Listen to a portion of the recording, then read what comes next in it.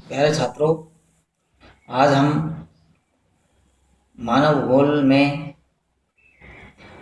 मानव एवं वातावरण के संबंधों से स्थापित विचारधाराओं के बारे में अध्ययन करेंगे। मानव और वातावरण का, जैसे कि आपको स्पष्ट है कि बहुत गहरा संबंध है। वातावरण मानव की जितनी भी गतिविधि है उनको प्रभावित करता है, परंतु जैसे जैसे मानव ने विज्ञान और प्रौद्योगिकी का विकास किया है, मानव ने वातावरण को भी प्रभावित करना शुरू कर दिया है। इस कारण से मानव भूगोल के अंतर्गत कई प्रकार की विचारधाराओं का जन्म हुआ है, जिनमें प्रमुखता से 3 विचारधाराओं का ज़्यादा विकास हुआ है। इनमें पहली है निश्चयवाद, जिसको अंग्रेजी में हम डिटर्मिनिज्म बोलते हैं। दूसरी है संभववाद और तीसरी है नवनिश्चयवाद।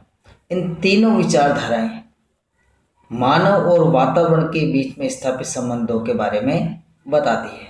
आज हम सबसे पहले डिटर्मिनिज्म, निश्चयवाद या वातावरणवाद या प्रकृतिवाद के बारे में बात करेंगे। निश्चयवाद की विचारधारा को हम नियतिवाद भी कह सकते हैं, वातावरणवाद भी कहते हैं और कई बार हम पर्यावरणवाद भी कहते हैं। इस विचारधारा के अनुसार मनुष्य प्रकृति का दास है, पर्यावरण ही सर्वशक्तिमान है, वह मानवीय क्रियाकलापों को पूर्णतः नियंत्रित करता है। अर्थात मानव की जितनी भी क्रियाएं हैं वह सब वातावरण से नियंत्रित होती है। जिस प्रकार वातावरण जैसा हमें आदेश प्रदान करता है, जितनी हमें चॉइसेस प्रदान करता है, उतना ही हम कार्य करते हैं। प्राकृतिक शक्तियाँ के सामने मानव महत्वहीन है, वह निष्क्रिय है। विश्व के विभिन्न भागों में मानवीय व्यवहार में अंतर प्राकृतिक पर्यावरण में पाए जाने वाले अंतर के अनुसार ही होता है। मानव पर वातावरण के प्रभाव का उल्लेख अनेक प्राचीन व यूनानी दोनों ग्रंथों में मिलता है। निश्चयवाद की विचारधारा का जन्म जर्मनी में हुआ।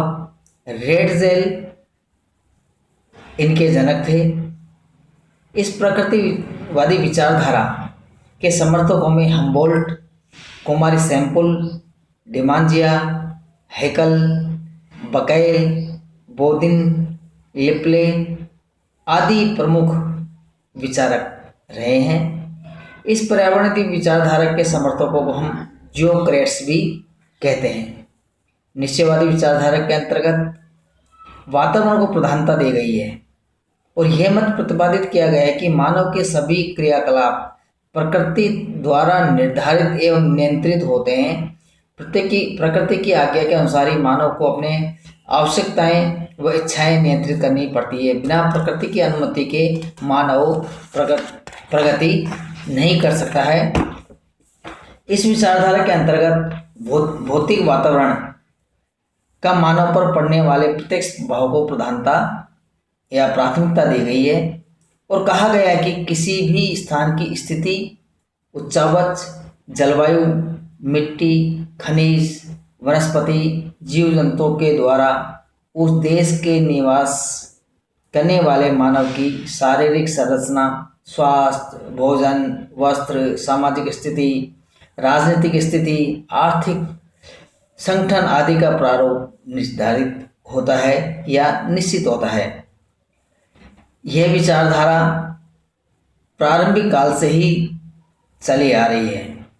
इस विचारधारा के समर्थक में अरस्तु, Herodotus, Strabo, Kant, Karl Ritter, Ratzel, कुमारी एलन सैंपुल आदि प्रमुख हैं।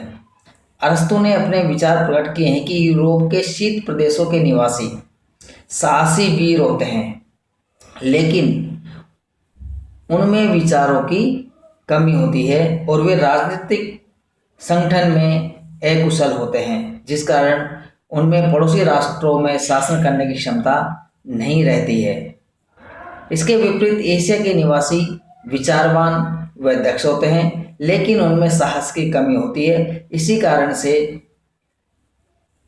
दोस्ती उनकी स्वाभाविक प्रवृत्ति होती है। दूसरी ओर यूनान के निवासी भौगोलिक दृष्टि से उत्तरी यूरोप और एशिया के मध्यवर्ती क्षेत्रों में निवास करते हैं। वे उच्चतम गुणों के से संपन्न होते हैं। इसी कारण से वे स्वाभाविक रूप से सभी पर शासन करने योग्य होते हैं। अरस्तु के अनुसार कुछ राष्ट्रों की प्रगति वहां पर पाए जाने वाले अनुकूल पर्यावरण के कारण ही होती है। स्ट्रेबो ने कहा कि उत्साहवश जलवायुवादी सभी प्रकृति की देन है और ये सभी जीवन शैली को प्रभावित करते हैं। हम्बोल्ट एक जर्मन भूगोलवेत्ता थे जिन्होंने कहा कि भौतिक, रासायनिक विज्ञान, वनस्पति, शरीर विज्ञान, भूगोल, इतिहास पर अनेक खोज कार्य किए गए तथा लगभग उनके द्वारा 40 पुस्तकें लिखी गई। उन्होंने कोस्मोस लिखा, जिसमें उन्होंने कहा कि प्राकृतिक सभ्यता के विकास पर भूमध्य सागरीय क्षेत्रों की भूआकृति का प्रभाव पड़ता है। कार्ल रिटर का मत है कि पर्यावरण के तत्व मानवीय क्रियाकलापों पर ही प्रभाव नहीं डालते, अपितु मानवीय चरित्र को भी प्रभावित करते हैं। इसका वर्णन उन्होंने अर्धकुंडे में, अपनी पुस्तक अर्धकुंडे में किया है। रेडजेल को सही अर्थों में निश्चयवाद या प्रकृतिवाद का प्रतिपादक माना जाता है। उनके विख्यात ग्रंथ एंथ्रोपोजियोग्राफी का एक प्रथम खंड 1882 और दूसरा खंड 1891 और तीसरा खंड 1892 में प्रकाशित हुआ। यह ग्रंथ पर्यावरणवाद व निश्चयवाद के उदाहरणों तथा विचारों से पूर्णतः सुसज्जित है। रेडजेल के अनुसार समान दशाएं समान जीवन शैली को जन्म देती है। रेडजेल योगतम की उत्तरजीवितता के सिद्धांत में विश्वास रखता है। मानव को विकास के अंतिम उत्पाद के रूप में माना जाता है। रेडजेल का मत था कि मानव पर्यावरण की उपज है और पर्यावरण की प्राकृतिक शक्तियां ही मानव जीवन को ढालती है। मानव तो केवल वातावरण की मांग के साथ ही समायोजन करता है और उसके अनुसार अपने को योग्य बनाता है। कुमारी सैंपुल ने भी वातावरण निश्चयवाद के बारे में बहुत कुछ लिखा है। उनके अनुसार मनुष्य पृथ्वी तल की उपज है। इसका अभिप्राय केवल इतना ही नहीं है कि वह पृथ्वी की संतान है, बल्कि यह भी है कि पृथ्वी ने उसे मातृत्व प्रदान किया है, उनका पालन पोषण किया है, उसके कार्य निश्चय किए हैं, उसके विचारों को दिशा दी है, उसके सामने कठिनाइयाँ उत्पन्न की है, जिससे मानव के शरीर को बल मिला है, वह उसकी बुद्धि तेज हुई है, उसे नव संचालन एवं सिंचाई की समस्याएं दी है और साथ ही इन समस्याओं का हल भी बताया। अर्थात इन्होंने यानी कि प्रकृति को ही संपूर्ण माना है। प्रकृति ही मानव जीवन शैली को संचालित करती है। कुमारी सैंपुल ने कहा कि मानव एक मोम का पुतला है जिसे प्रकृति अपने अनुसार ढालती है। द्वितीय विश्व युद्ध के बाद भी निश्चयवाद की विचारधारा की आलोचना होने लगी। USA, Canada, Britain, Germany, France आदि के विद्वानों ने से एक पक्षीय दृष्टिकोण बताया है और यह विचार प्रकट किया है कि मानव की उपज का कठपुतली नहीं है, अपितु वह अपने आर्थिक व सामाजिक ढांचे के निर्माण में सक्रिय भूमिका निभाता है। अर्थात इन्होंने कहा कि मानव केवल प्रकृति की उपज नहीं है, मानव प्रकृति के अनुसार ही अपना कार्य नहीं करता है। प्रकृति केवल आर्थिक व सामाजिक ढांचे के निर्माण में सक्रिय भूमिका तो निभा सकती है, परंतु मानव भी इसमें कुछ परिवर्तन कर सकता है। इसी का वजह से आगे भी अन्य विचारधाराएं प्रतिपादित हुई, जिनका आगे जाकर के हम वर्णन करेंगे, अध्ययन करेंगे। धन्यवाद।